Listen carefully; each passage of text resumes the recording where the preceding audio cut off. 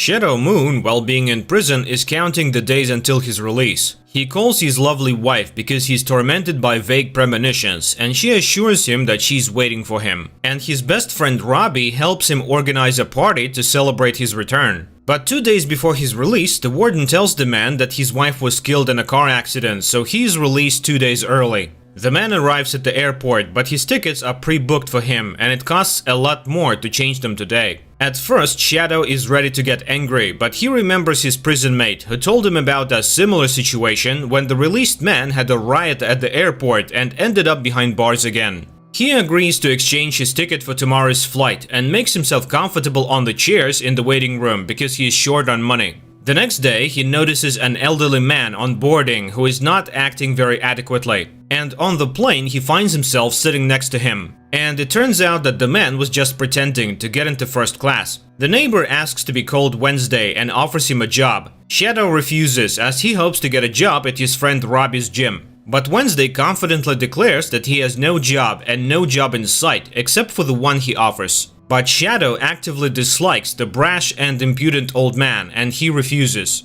Wednesday falls asleep, Shadow follows suit and sees a dried up forest in his sleep, from which a bison emerges with glowing eyes. He is awakened by a stewardess, and it turns out that he's the last passenger left in the cabin. Due to bad weather, the plane lands in a nearby town, and Shadow takes a car to get home. But on the way, he stops at the bar, where he meets Wednesday again, who informs him that his best friend Robbie was killed in the same car accident as his wife. Frustrated, Shadow agrees to a game of hide-and-seek with Wednesday, who assures him that if he loses, he will take a job with him. Shadow flips a coin, which is intercepted by a man who calls himself a leprechaun. Crazy Sweeney shows Shadow some tricks with the coin and forces him to fight him. Shadow refuses, but Sweeney doesn't stray far and comments on Wednesday's offer to be his bodyguard, warning that the old man is a crook. Wednesday buys Shadow a drink to seal their agreement. Shadow gives in. He agrees as long as he helps him attend his wife's funeral and will pay at least $2,000 a week. But the guy reserves the right to leave him as soon as he gets bored. Crazy Sweeney does tricks again, extracting gold coins right out of thin air. He is willing to reveal the secret if Shadow fights him, but the man again refuses, and the leprechaun speaks impolitely of his wife. At this point, Shadow gets impatient and punches the insolent man in the face. A fight ensues. Shadow wakes up in Wednesday's car and remembers everything when he sees the leprechaun's gold coin in his hand. He tidies himself up in a roadside bathroom and goes to Laura's funeral. After entering the church, he is seated with Robbie's wife, who informs him that Shadow's wife and her husband were not just together in the car, but were having an affair. After the funeral, Shadow is alone at his wife's grave. He expresses everything he thinks about her behavior and tells her how he has been reading one book a day for all 3 years to become worthy of her, and tosses a coin on her grave. Unbeknownst to him, it mysteriously sinks in the dirt. At this point, Robbie's wife finds him. Intoxicated by the drugs, the woman offers him revenge on the cheaters right on their graves.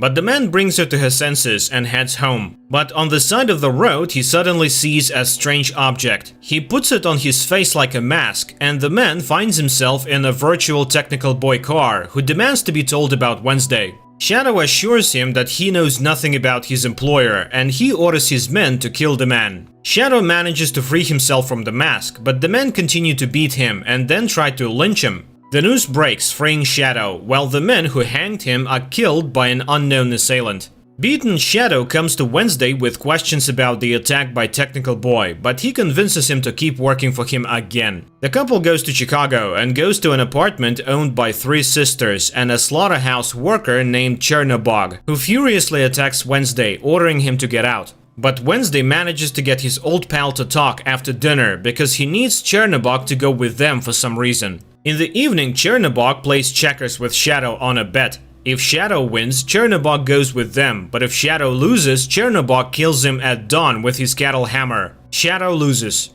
He goes to sleep and suddenly he hears footsteps. He follows the man and makes his way to the roof. It turns out to be the youngest of the sisters, Zorya Vechernaya. She asks the man to kiss her and gives him the moon from the sky in the form of a silver dollar. Shadow wakes up in his bed, for it was all a dream, calls Chernobog to play checkers again, and this time he wins, forcing Chernobog to agree to go with them when needed. The couple drives on. One day they start talking about Jesus, and Wednesday tells them that he is not just one man, but is represented by thousands of people of different nationalities. For example, the Mexican Jesus came to America illegally. Later, they meet Crazy Sweeney at a cafe, who demands that Shadow return his lucky coin given to him by mistake. The man tells him that he threw it on Laura's grave. Crazy Sweeney digs up Laura's grave, but finds that no one is in it. Shadow enters the motel room and meets Laura there. Laura climbs out of the grave, sees a bright light in the distance, walks towards it, and discovers her husband hanged. In an unexplained way, she gains strength, destroys his enemies, and cuts the rope without revealing herself. The woman returns to Robbie's house, tidies herself up as best as she can, and is constantly reminded of her husband.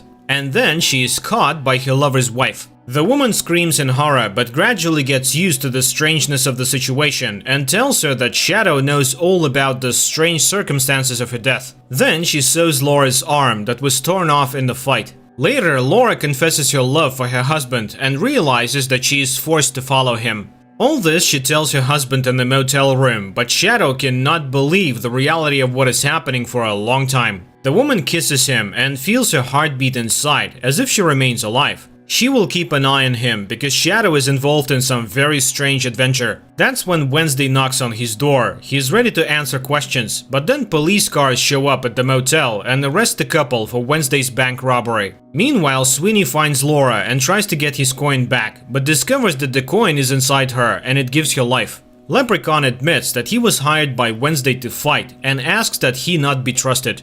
In prison, Shadow tries to find out who his employer really is and who he is so afraid of that he is forced to flee. But the new gods of our time show up.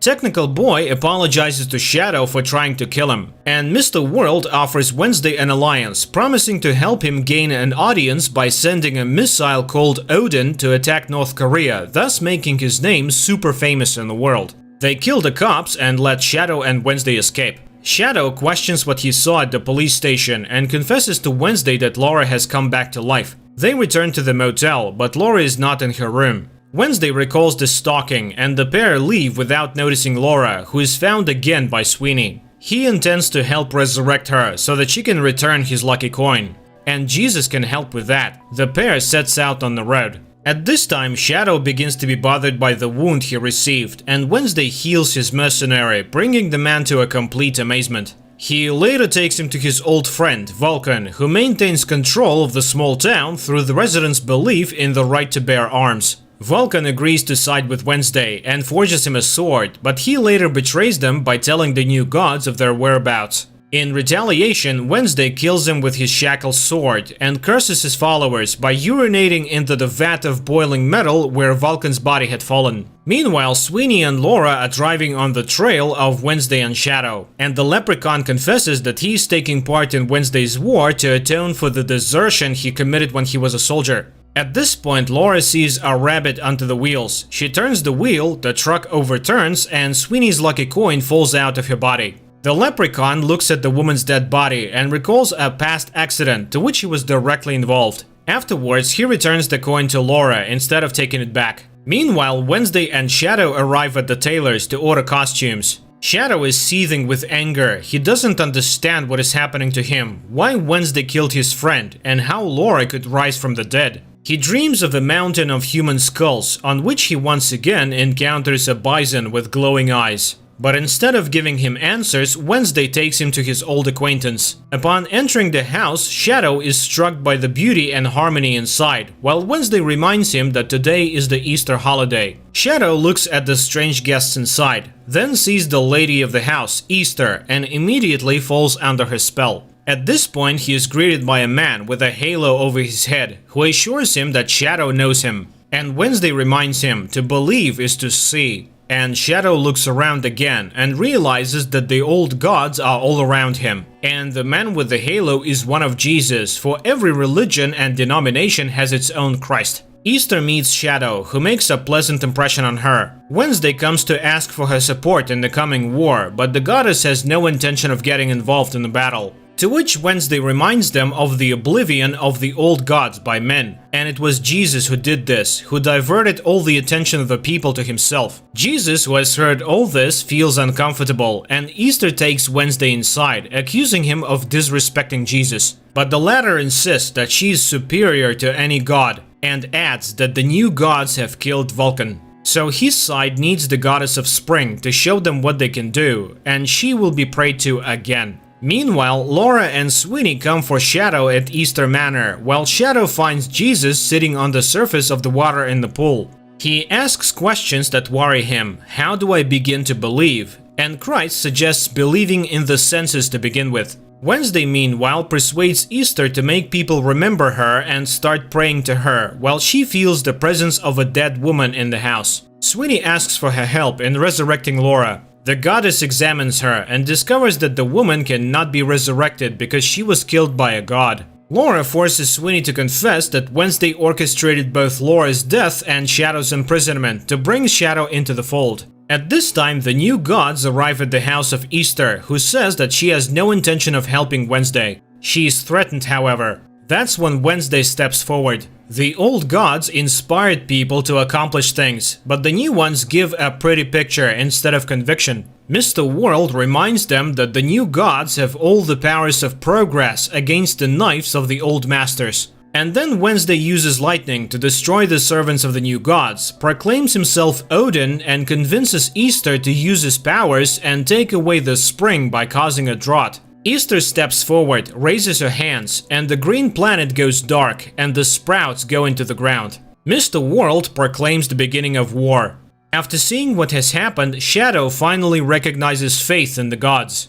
This series is an adaptation of the cult science fiction novel by Neil Gaiman, in which the author raises a rather controversial topic. The old gods demanded a lot from people, but the new ones are aiming at something seemingly unimportant, human time. So the story of the protagonist is an attempt to figure out what values humanity follows today. And I have to admit, it's pretty exciting.